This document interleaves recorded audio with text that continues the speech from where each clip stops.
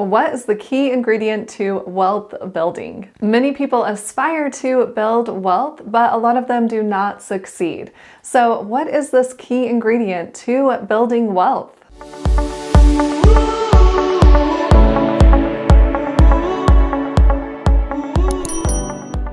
In today's video, we are going to discover the key ingredient for building wealth. We will uncover what it takes to build and accumulate wealth so you can actually do that. And if you've watched any of my other videos before, you're probably thinking I'm going to say the key ingredient to building wealth is investing your money. And while yes, that is a really important part, there is one key ingredient before investing our money. Before we get to that, let's talk about what wealth building really is. Wealth building refers to the process of accumulating assets and resources that are going to make you money over time, and that can also create passive or semi-passive income for you. These items can include properties or stocks or bonds or even just cash. Wealth building takes discipline and consistency and, of course, patience. And this key ingredient is simple, but also challenging to master. And it is actually self-discipline. We are going to discuss how self-discipline builds wealth and some practical tips to help you be even better with this self-discipline. Self-discipline is the ability to control one's actions, behaviors, and emotions to achieve financial freedom or even just financial security. Without this self-discipline, building wealth is impossible. But there are things that we can do to change our environment to make it easier to have this self-discipline. How does self-discipline contribute to wealth building? First, it helps us control impulsive spending habits. One of the biggest habits for a lot of people to overcome is overspending. With self-discipline, you're able to control that spending and not overspend, but also put that money towards saving and investing. And second, self-discipline helps us create consistent saving habits. Without self-discipline, it is difficult to maintain a budget or a spending plan, save money, and also invest money. And third, self-discipline helps us to make better investments with our money. Because as we know, wealth building is not just about saving our money, but also about investing our money. With this self-discipline, we are able to take the time to analyze certain investments and see if they really would be good for us, instead of just impulsively making the decision to make a big investment without really understanding it. Going back to impulsive spending habits, I used to spend a lot of money on clothing. I would take a trip to Ross with my girlfriends. It would be kind of the thing that we just did. We would meet at Ross and we would all buy one outfit that we thought was really cute for ourselves. And I didn't really need another outfit. I didn't need more clothes, but that was just something that we did. So if this is something that you are struggling with, one way that I changed that habit was to plan something else with my girlfriends.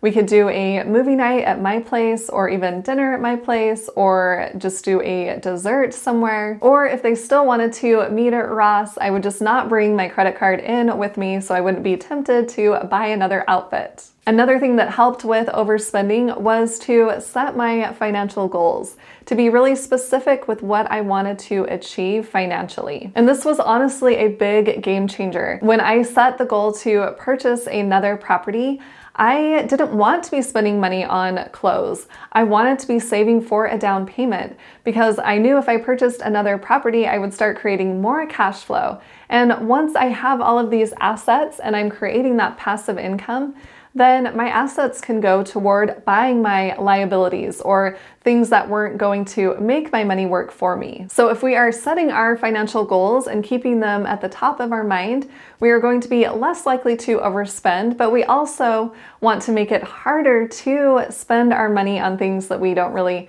need or that aren't going to bring us lasting happiness. If we can change our environment so that we have less temptation to do that, the better off we are going to be. So like I mentioned before, instead of going shopping with my girlfriends, I would invite them over to a movie at my place. But think of little different things you can do to change that environment, to completely get rid of the temptation. If you and your girlfriends always go window shopping, but you end up buying something, then make sure and not bring your credit card with you. Or if you have an accountability partner, someone that you are telling your financial goals to, and they can hold you accountable to those goals, you're going to be less likely to overspend or spend your money elsewhere. And then going back to that savings habit, becoming self-disciplined with savings, it's a lot easier to do that if we can automate that process. I gave a presentation quite a while ago, and one of my friends happened to be there, and she came up to me after and said she was going to implement what I had recommended. I had said to set up an automatic transfer to your savings account so that you don't even have to think about that. And she texted me months later and said that she had a significant amount in her savings, and she knows that would not have been possible if she did not set up that automatic transfer. There are things that we can do to automate this process so that we don't have to rely just on self-discipline, but we have to set up those processes to begin with. So we really do need some sort of self-discipline so that we can at least get started, and then we can start to change our environment and implement the auto transfer, automate things. And then of course, going back to not only saving our money, but investing our money, we really need to invest as much as possible as soon as possible in order to build our wealth as quickly as possible. Not only can we set up an auto transfer to our savings, we can also automate our investing. This has been a game changer for me. I have an auto transfer that goes directly into my investment account and in the investment that I want. And I don't even have to think about that every single month. If you want to get better with your investing, especially in the stock market, I have a free masterclass.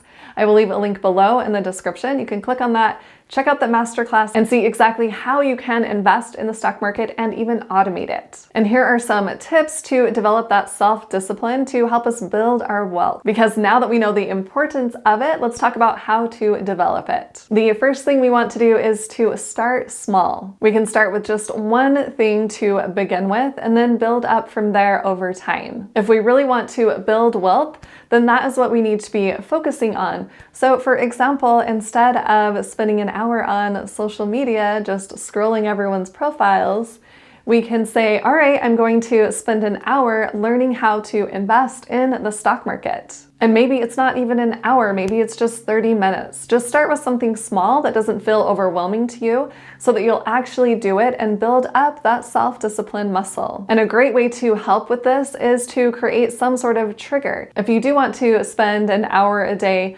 learning about investing, then find something you are already doing every single day and then implement this habit right after that item you are already doing. For example, if you are eating dinner at night and you tend to scroll through social media while you eat dinner, and even after you're done eating dinner, still scrolling, you can say, okay, when I sit down to dinner, instead I will open a YouTube video and watch something about investing. But that way you know you're going to eat dinner every single night, so you have a trigger once you are eating dinner, or maybe you want to do it after dinner, but you can associate that new habit of learning to invest with something that you are already doing, with a current habit you already have. The second thing that can help us improve our self-discipline is by practicing delayed gratification. We can train our minds to start thinking in the long term instead of the short term. Instead of always indulging in that instant gratification, we can delay that instant gratification and then reward ourselves later. For example, we can set some short-term financial goals,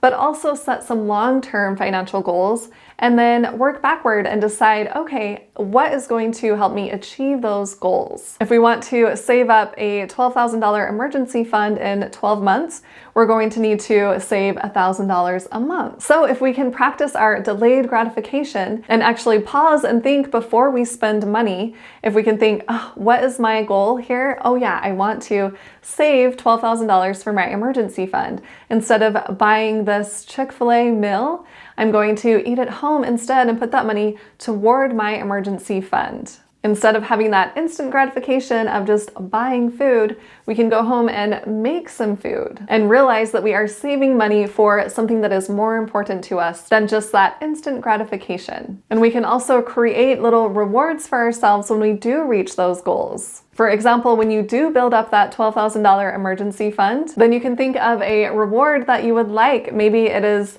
binge watching your favorite show on Netflix or something like that. And of course, we don't want to reward ourselves with something that is going to go against our financial goals. And then the third thing we can do to help our self-discipline is to surround ourselves with like-minded people. It's a lot easier to stay self-disciplined when we are surrounding ourselves with people that are going to support us in our financial goals. To share a personal example, I have a mastermind partner or an accountability partner, and we check in with each other every single week about our businesses. And this has been a complete game changer for me. I met her when I was first starting my business. She was also starting her business, and we were in a group coaching program together, and we ended up becoming mastermind partners or accountability partners.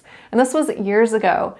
And we have been checking in with each other every single week. This has helped me stay accountable and stay motivated, so I don't have to completely rely on my own self-discipline. Well, yes, it did take self-discipline to start my own business and decide what I want to do and start putting content out there and building up my business.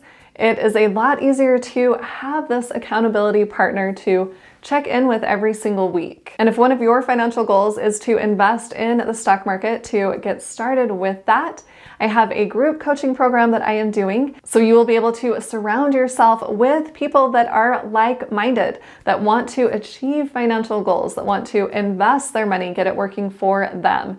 I have a free masterclass that will give you more detail about this. So I will leave a link below in the description. Not only did I have a mastermind partner, I was surrounding myself with other people who were financially successful. I have my mentor who was investing or is investing in real estate and is very successful with that. So I talk to him often. I had a previous boss that invested in real estate. I would talk to him often, and I would try to just gravitate more toward people that were becoming financially successful or working on their financial goals. Hopefully you found this video helpful, and if you did, please hit that like button and share it with someone else who would like to hear this information, and hit the subscribe button to subscribe to my YouTube channel, and hit the little bell to get notified on when I post new videos.